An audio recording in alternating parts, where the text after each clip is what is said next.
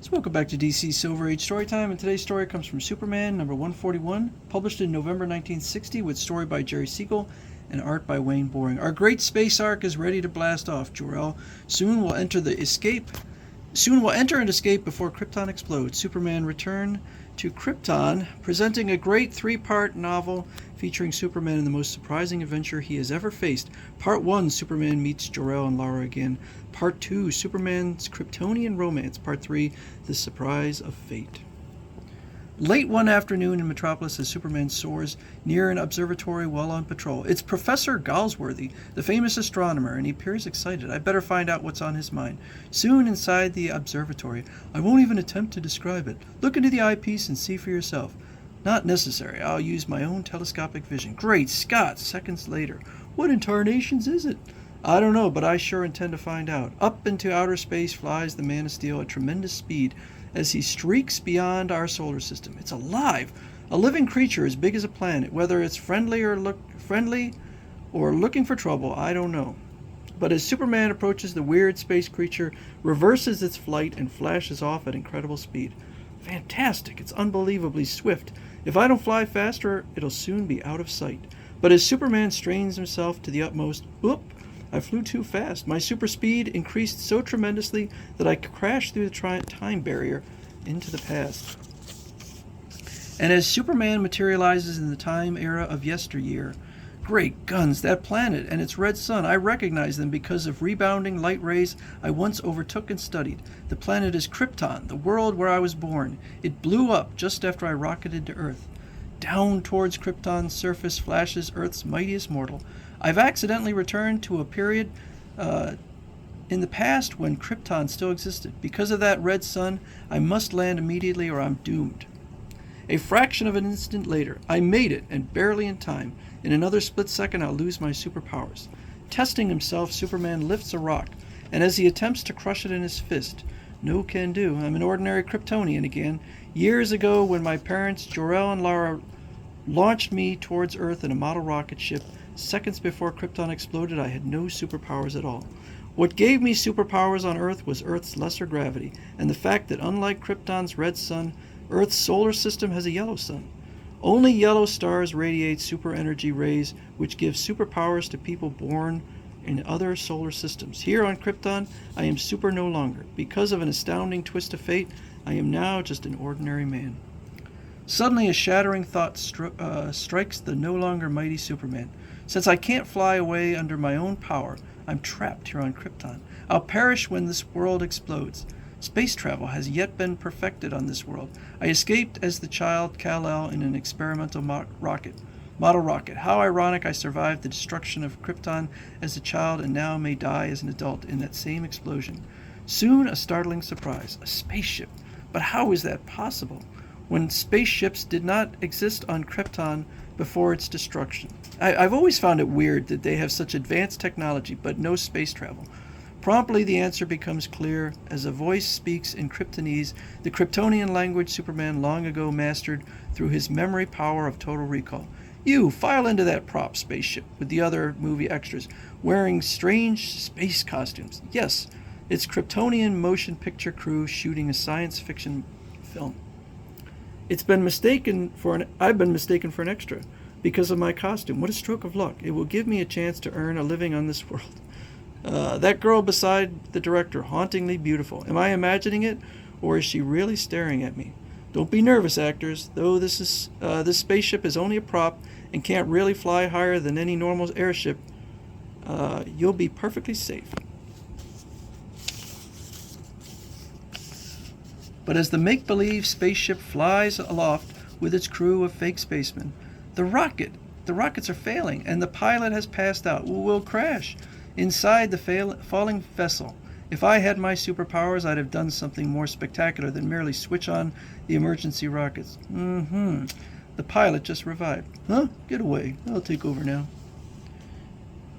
Shortly after the ship lands safely. She's so lovely, it's incredible.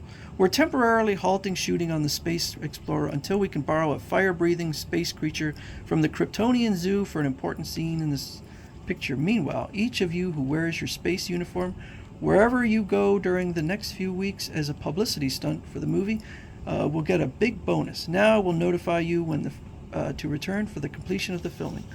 Count me in. Presently, Superman roams through crowded Kryptonian streets. For years, I've thought of Krypton as being dead, but now that I've crashed the time barrier, it's very much alive, and it's not a dream. Suddenly, newsflash.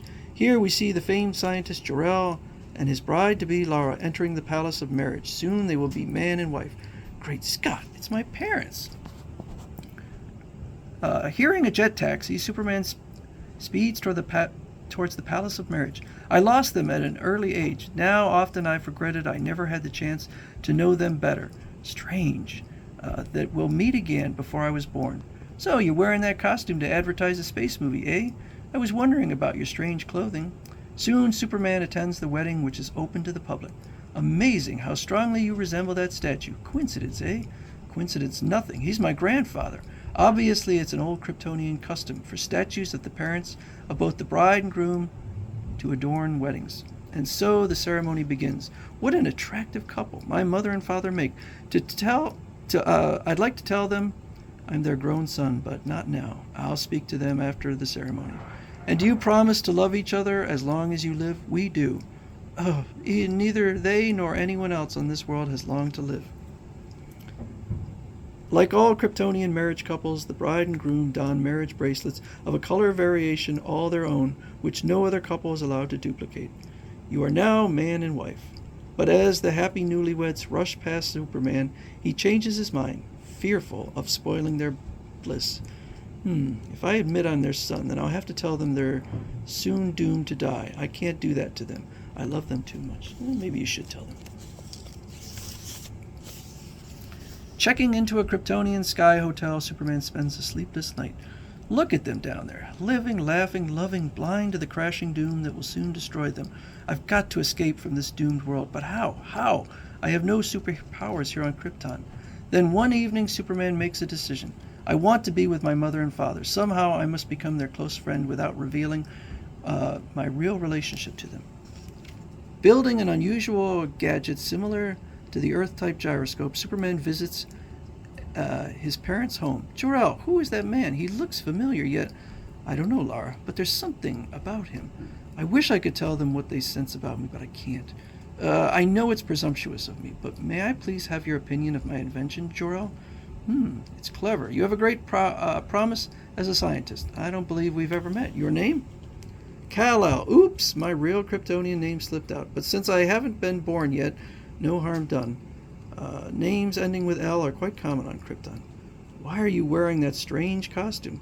And as Superman explains the movie publicity stunt, but since you do think I have scientific ability, I'd much rather be an assistant to a great scientist like you than be an actor. They're holding exams for job applicants tomorrow at the missile base where I work. Wait here. Shortly, Jor-El returns. Take this memory pillow. Use it tonight, and you'll pass the exams tomorrow with top grades. It seems like cheating. Good luck. Thanks. I almost said thanks, Dad. Don't mind those two little rascals. Great Scott, the resemblance is unmistakable. Someday these two dogs will be the parents of my pet Krypto the Superdog. He's nice, Jor-El. I hope we see him often. Odd, Lara. Some overwhelming impulse inside me almost compelled me to be helpful to him, but I guess not quite. That night, the memory pillow bombarded Superman's subconscious mind with varieties of facts and figures. 1 tetrazoid is the equivalent of a duo Bonzac. 8 Ryloms times 4 drums equals Sprath 0 Mesois theorem trajectile arc. Next day at the missile base, after he takes and passes the exams, they told me I'm to be your new assistant, Jor-El. I was positive you'd pass. I requested you be assigned to me. Congratulations, Kal-El. Before long, a strange kinship swiftly grows between the two. Nicely done. I hope you don't mind my giving you a little fatherly advice from time to time. Please do. Gosh, Dad's swell. It's weird having a father who is practically your own age. Wouldn't he be shocked if he knew? Yes. One evening, Jor-El invites his new assistant home to a dinner party. Kal-El, I want you to meet... It's her, that breathtakingly lovely girl I saw during the filming of the space movie. Don't tell me her name yet. I'll bet her initials are LL. Astonishingly, every girl who ever meant anything to me has always had those initials. I can't tear my eyes away from her. Of course, you know her initials. Who doesn't? Lila Lerell is Krypton's most famous emotion movie actress. I noticed you during the filming of The Space Explorers. I see you're still wearing your space costume as you agreed. As they dine on concentrated food pills, singing flowers softly serenade. Everything about Lila appeals to me. Her laughing eyes, her lips that plead to be kissed.